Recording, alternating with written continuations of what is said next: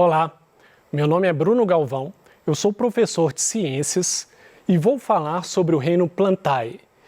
Esse conteúdo é voltado para alunos do 8º ano do ensino fundamental e faz parte do grande tema Vida e Evolução. Quais são os objetivos dessa aula? Identificar as características gerais das plantas, reconhecer as particularidades das células vegetais, entender os critérios de classificação das plantas e identificar os grandes grupos do reino das plantas. Quais são as características gerais das plantas? Aquelas características que qualquer planta vai ter. Primeiro, são pluricelulares, ou seja, são constituídas de várias células. E essas células, elas são nucleadas, elas têm núcleo verdadeiro, o que nós chamamos de células eucarióticas. Além disso, as plantas são capazes de produzir o próprio alimento através da fotossíntese. E o fato de produzirem o próprio alimento faz com que nós possamos chamá-las de seres autótrofos, auto de autossuficiente. Elas são suficientemente capazes de produzir o próprio alimento, não precisam de se alimentar de outros seres vivos. Além disso, as plantas têm uma característica interessante, que é o ciclo de vida com alternância de gerações. As plantas elas têm uma fase que é gametófita e uma fase de esporófito. A fase de gametas, de produção de gametas, ela é uma fase haploide. Lembrando que os gametas, nos seres vivos, eles nada mais são do que células reprodutoras que têm apenas uma cópia de cromossomo. Lembrando também que o cromossomo é aquela parte do DNA que está dividida em vários cromossomos em algumas células e essa parte do DNA, em cada ponto dela, ela tem alguns genes ali que vão definir características nas plantas e nos seres vivos. E a fase que produz esporos, que é a fase de esporófito, é a fase diploide, ou seja, é a fase em que essas plantas, as células delas têm cromossomos aos pares. Esses cromossomos aos pares, então, indica também que cada gene que tem no cromossomo, ele tem uma cópia idêntica no outro par de cromossomos. São cromossomos idênticos. Qual a importância de estudar esse reino? Qual a importância das plantas? Bom, as plantas, elas são fundamentais para que exista vida, porque elas são a base da cadeia alimentar. Toda vez que você olha para um esquema de cadeia alimentar, você percebe que sempre começa ou com uma grama, ou com um alface, ou com alguma planta qualquer. Pois, se não houver o capim, por exemplo, para o grilo comer, também não haverá grilo.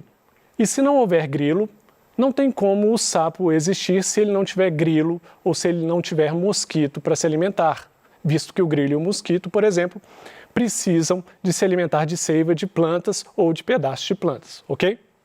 Então a planta é a base da cadeia alimentar, por isso ela é tão fundamental à existência de vida. Além disso, nas atividades humanas, nós utilizamos as plantas para várias e várias atividades nossas, como, por exemplo, na produção de alimento, na produção de medicamentos, cosméticos, tecidos, papéis, combustíveis e tantos outros. Vamos entender, então, agora, características da célula vegetal. Bom, a célula vegetal, ela é semelhante à célula animal, mas tem algumas características muito importantes que distinguem ela da célula animal, por exemplo, ou de outras células. Reparem aqui nessa figura que a célula vegetal também tem membrana plasmática, também tem mitocôndria, complexo de Golgi, núcleo, retículo endoplasmático. Só que as plantas têm vacúolo. Essa organela, o vacúolo, Apesar de existir vacúolo em animais e em outros seres vivos, o vacúolo das plantas é especializado em armazenamento. As plantas são capazes de armazenar amido, são capazes de armazenar outros nutrientes e mesmo de armazenar água. Além do vacúolo, que tem características e funções diferentes do vacúolo de animais, as plantas também têm parede celular. A parede celular ela é fundamental para proteger a planta contra problemas, né, do ambiente, e a parede celular também impede que essa célula da planta, que essa célula estoure caso ela tenha muita água dentro dela. Bom, outra característica importante das plantas é a presença de plastídeos. Provavelmente o plastídio mais famoso que você já deve ter ouvido falar são os cloroplastos. Os cloroplastos, né, são responsáveis pelas reações de fotossíntese. Sem cloroplasto, a planta não conseguiria fazer fotossíntese. O cloroplasto, então, é um tipo de plastídio. Essas são as diferenças básicas de uma célula vegetal para as células de outros grupos de seres vivos. E agora vamos ver quais grupos existem das plantas. Nós temos basicamente 4 grupos importantes: briófitas, pteridófitas, gimnospermas e angiospermas. Esses grupos, eles são classificados, né? Eles são separados. Olha, esse grupo aqui é briófita, esse aqui é pteridófita, esse é gimnosperma, esse outro é angiosperma. Eles são separados dessa forma baseado em algumas características. 1. Tecidos condutores de seiva. Então, se o grupo possui tecido condutor de seiva, né, que conduz nutrientes para a planta inteira, ele pertence a um grupo. Se ele não possui, ele pode pertencer a outro grupo. Presença de sementes. Olha, existem plantas que têm sementes, outras plantas não têm sementes, então elas devem ser colocadas em grupos diferentes. E também presença de frutos. Existem plantas que possuem frutos, existem plantas que não possuem frutos. Então essas são as principais características para separar esses grupos. Vamos começar a falar desses grupos então. Primeiro grupo, briófitas. As briófitas são plantas bem pequenininhas. Um exemplo de briófita são aquelas plantinhas bem pequenininhas que alguns chamam até de lodo, que formam um tapetezinho verde no cimento molhado. Ou então no tronco de alguma árvore tem esse tapetezinho verde. A gente às vezes fica sem saber o que é, mas sabe que ele é bem macio, porque eu particularmente já coloquei a mão, é muito macio mesmo. Esse tapetinho verde é uma planta, é uma briófita, ela é muito pequena. E ela não é pequena à toa, ela é pequena porque ela é avascular. Uma planta avascular significa que ela não possui vasos condutores de seiva para nutrir as suas partes. Então, ela precisa de ser muito pequena. Para uma planta ser grande, ela precisa de vasos condutores de seiva para levar nutrientes para a planta toda, assim como nós precisamos de vasos sanguíneos para levar os nutrientes para todas as células do corpo. Essas plantas também não possuem sementes, flores e nem frutos. Elas não possuem raiz verdadeira, caule verdadeiro e nem folha verdadeiro. A gente diz que ela possui rizóides, cauloides e filóides. Por quê? Para que a raiz seja verdadeira, o caule seja verdadeiro e as folhas sejam verdadeiras, ela precisa de ter esses vasos condutores de seiva, ok? As briófitas dependem de água para se reproduzir. Isso acontece porque os gametas masculinos das briófitas, eles têm 2 flagelos, e esse flagelo serve para esses gametas masculinos nadarem para alcançar o gameta feminino. Por isso a necessidade de água para que as briófitas possam se reproduzir. A fase mais longa na vida da briófita é a fase gametofítica. O que é isso? É a fase de produção de gametas. Então, quando você vê aquele tapetinho verde lá na árvore, ou você vê no muro molhado, o que você está vendo ali é a fase gametofítica, ok? Então, predomínio da fase gametofítica nas briófitas. Principal característica, avasculares. Como exemplo, os musgos são justamente esse tapetinho que eu falei, e hepáticas. Está aqui uma fotografia de briófitas. A parte verde aqui, então, é a parte gametofítica, que dura mais tempo, e essa fotografia mostrou também essas hastes, essas setas que estão acima delas, que mostram a parte que a gente chama de esporofítica, que é uma fase bem curta da vida delas, aparece muito pouco. Agora vamos falar das pteridófitas, que são plantas vasculares, ou seja, agora já tem vasos condutores de seivas, mas são plantas sem sementes ainda, ok? Então essas plantas elas já conseguem crescer um pouco mais, porque elas têm vasos condutores de seiva para levar água e sais minerais da raiz para o resto da folha, ou para levar os produtos da fotossíntese da folha para o resto da planta, ok?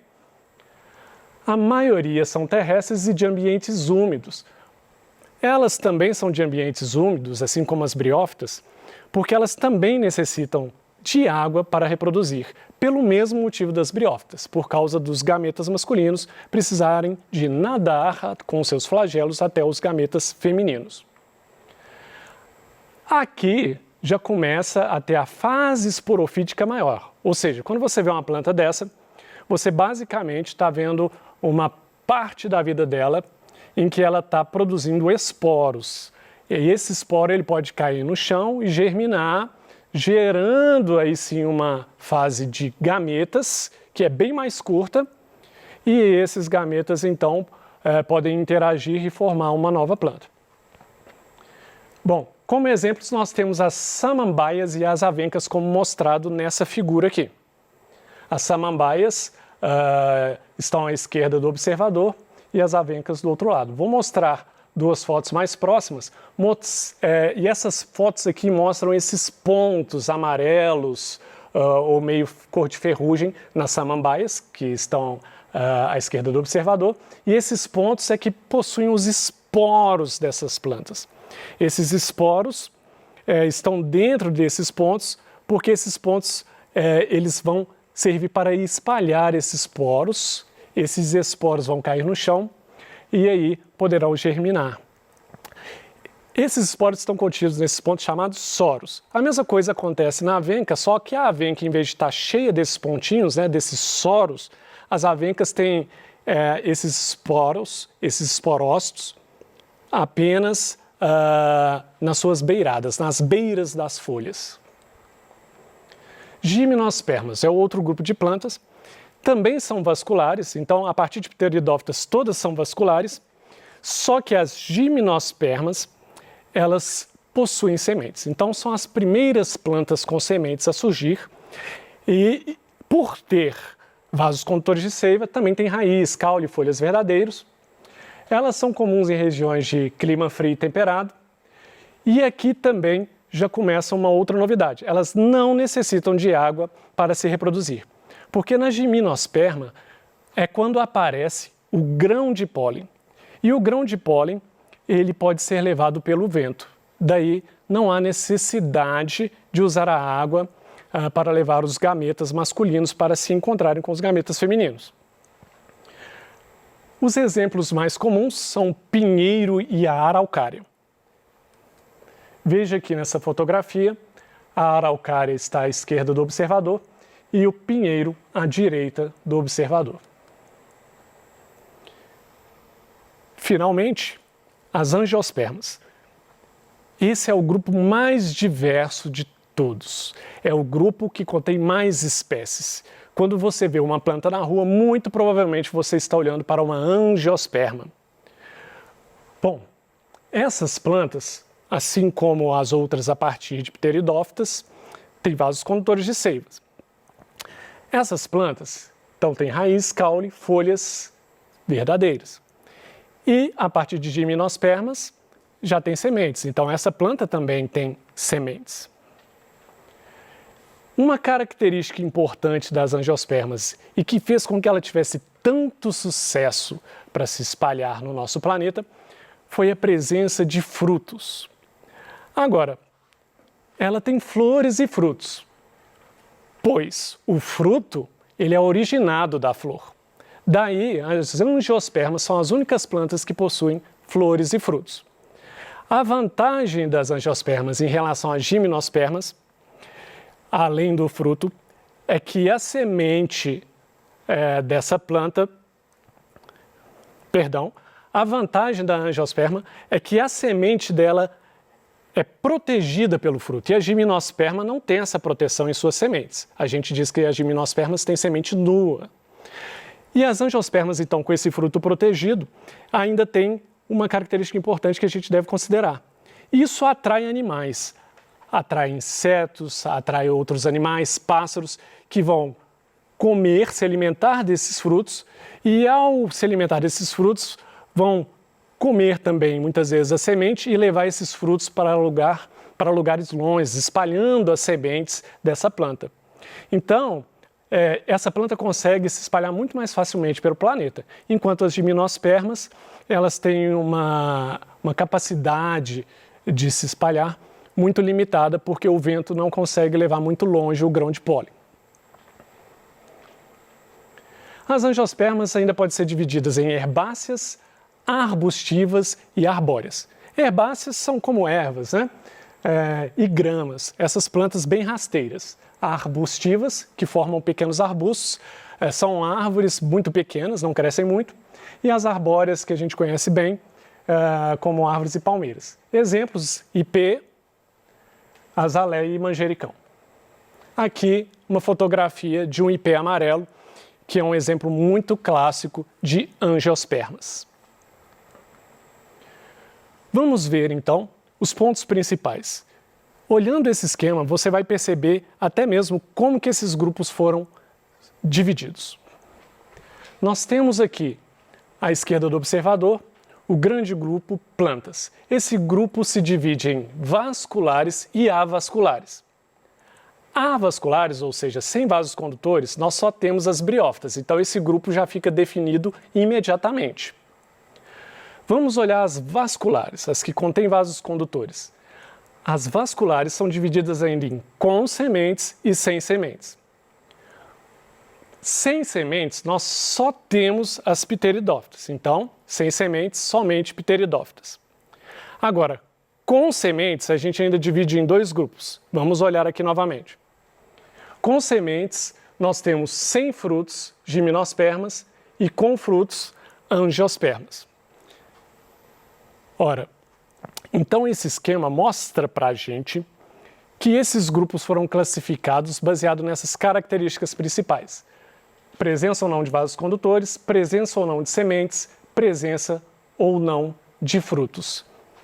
E assim a gente consegue entender um pouco de como os cientistas trabalham na hora de dividir esses grupos.